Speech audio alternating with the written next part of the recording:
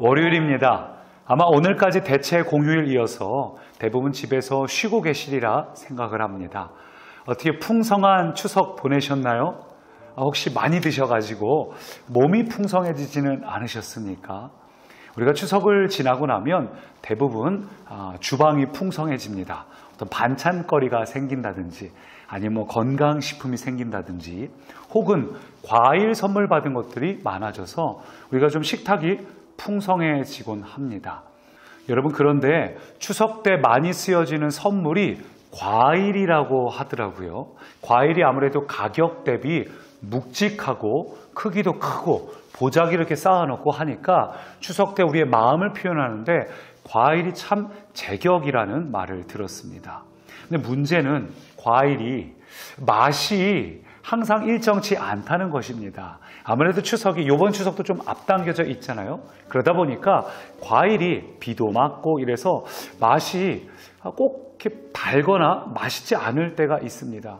과일을 받아보면 크기도 큼직큼직하고 사과나 귤이나 이런 것들 색깔도 아주 골고루 잘 익어 있는 것 같은데 막상 먹어보면 너무 싱거워서 깜짝 놀랄 때가 있죠. 그렇다고 우리가 선물 하나를 뜯어서 먹어보고 드릴 수도 없고 참 난감합니다. 그래서 요즘에는 과일을 판매할 때 시식을 하는 경우가 많아졌죠. 특별히 대형 마트 같은 경우는 손님들이 많이 오가니까 거기서 즉석에서 판매하는 과일 중에 아무거나 하나 딱 집어가지고 잘라서 맛을 보고 결정해라. 굉장한 자신감이죠. 맛을 보장하겠다. 맛없으면 팔지 않겠다. 이런 마음인 거죠. 여러분, 우리의 믿음이 그와 같길 원합니다.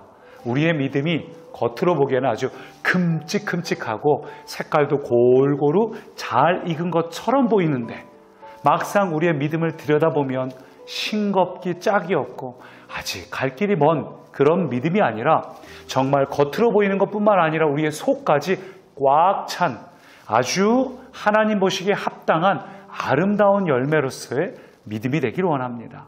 그래서 하나님은 때로 믿음의 시험을 하십니다. 우리 믿음이 정말 색깔만 그럴듯하고 크기만 큼직한 건지 아니면 정말 제대로 된 믿음인지 확인하기 위해서 믿음의 시험을 하십니다. 오늘 우리가 읽은 우리 22장 15절 말씀부터인데 어제 주일 생명의 산 본문이 아브라함이 이삭을 바치는 시험 장면이죠.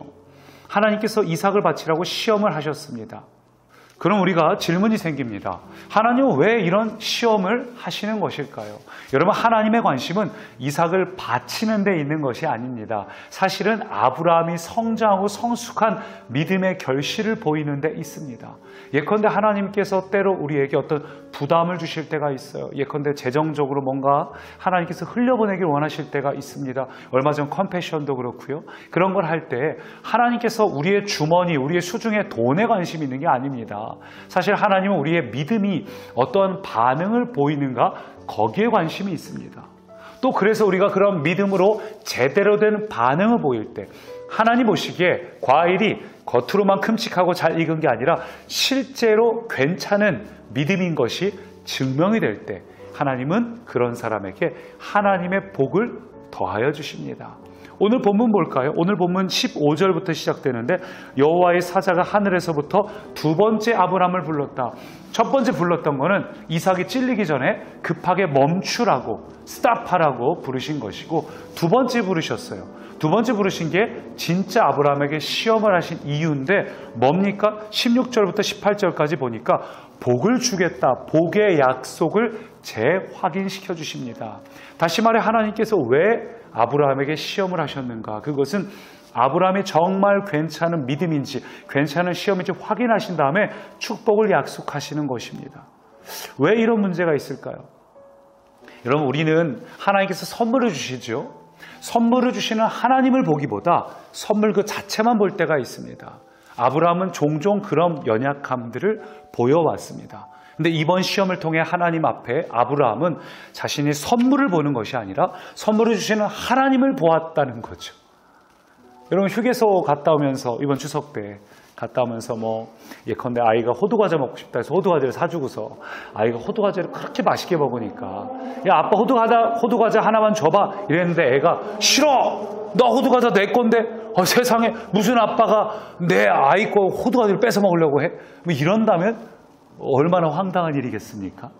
하나님은 하나님이 어떤 분인지 아브라함의 그러한 순수한 믿음이 있는지를 하나님은 확인하셨던 거죠. 그리고 확인하신 이유, 시험을 주신 이유는 뭐 때문이다? 복을 주기 위해서다. 여러분 그렇습니다. 하나님이 때로 우리를 시험하십니다. 시험하시는 이유는 복을 주기 위함입니다. 여러분 그것을 기억하십시오. 정말 우리의 과일이 달달한 과일인지 아니면 삐쩍 마른 과일인지 확인하기 위해서 하나님께서 우리에게 시험을 주시는 것입니다. 그러니 여러분 혹 요즘 하나님께서 여러분에게 주신 시험이 있다면 기꺼이 통과하시기 바랍니다.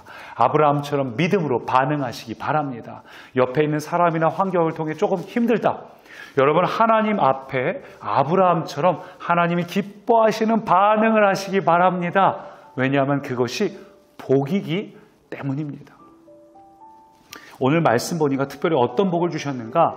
자식에 대한 복을 주셨어요. 그래서 오늘 말씀 16, 17, 18절을 쭉 보면 아들 이삭에게 복을 주십니다. 12장에서 처음 아브라함을 불렀을 때 복이랑 비교해 보면 거기서는 아브라함을 향한 복이지 아브라함의 자손을 향한 복은 뚜렷하게 나와 있지 않아요. 그냥 큰 민족을 이루게 할 거다라고 했습니다. 또 오늘 말씀을 보면 분명하게 자손에 대한 복이에요. 17절 보니까 내 씨가 크게 번성하겠다. 또 17절 끝에 내 씨가 그 대적의 성문을 차지하리로다. 또 18절 또 내 씨로 말미암아 천하 만민이 복을 받으리니 씨, 즉 아브라함의 자손에 대한 복, 이삭에 대한 복을 말하고 있습니다. 또 그 다음 이어지는 나머지 구절들 20절부터 24절은 이삭의 아내인 리브가의 족보를 기록하고 있습니다. 그래서 하나님 앞에 온전하게 시험을 통과한 자에게 자손의 복을 주시겠다 이런 이야기를 하고 있습니다. 근데 여러분 이 말씀을 가만히 읽다 보니까 이 복이라는 게 이 씨라는 표현이요 단순하게 이삭에 대한 이야기가 아니라 사실은 예수님에 대한 이야기예요. 이 예수님으로 대입해서 보십시오. 내 씨가 어떻게 된다고요? 17절 보니까 그 대적의 성문을 차지하리라. 이 성문은 대적들이 가장 강하게 막고 있는 거죠. 그 성문을 열어버리겠다는 겁니다. 또 18절 씨로 말미암아 천하 만민이 복을 받으리니 예수님의 이름을 통해 우리 모두가 구원을 받았죠. 그렇구나. 하나님께서 우리에게 주시고자 하는 가장 큰 복은 바로 예수님입니다. 하나님께서 아브라함을 통해서 이 땅에 예수님을 보내주셨습니다. 여러분 이번 추석 명절에 여러분이 받은 최고의 선물은 무엇입니까? 무엇이 여러분을 가장 기쁘게 했습니까? 뭐 상품권인가요? 아이들이라면 현금이겠죠? 근데 여러분에겐 요즘 무엇이 여러분을 가장 기쁘게 합니까? 여러분이 시험을 통과해서 받고 싶은 가장 큰 복은 무엇입니까? 예수님이 되시기를 축원합니다. 여러분이 가장 여러분을 기쁘게 만들고 이 하루를 살아가는 힘과 능력이 되는 것이 오직 예수님이 되기 원합니다. 오늘 여러분 안에 예수님의 사랑이 가득하고 예수님이 여러분의 가장 큰 기쁨이 되고 내 안에 계신 그 예수님이 드러나는 하루가 되길 원합니다. 여러분 최고의 선물은 예수님입니다. 이번 추석 여러분에게 가장 큰 선물 예수님이 되시기를 축복합니다.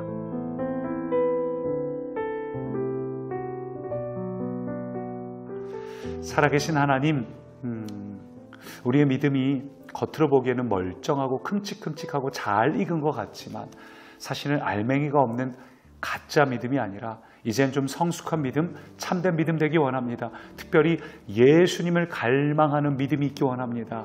예수님으로 충만하고 예수님이 가장 큰 기쁨 되기 원합니다. 예수님 이름으로 기도합니다. 아멘. 지금 서 있는 이곳에서 높임을 받으소서. 내가 밟는 땅 주님의 땅이니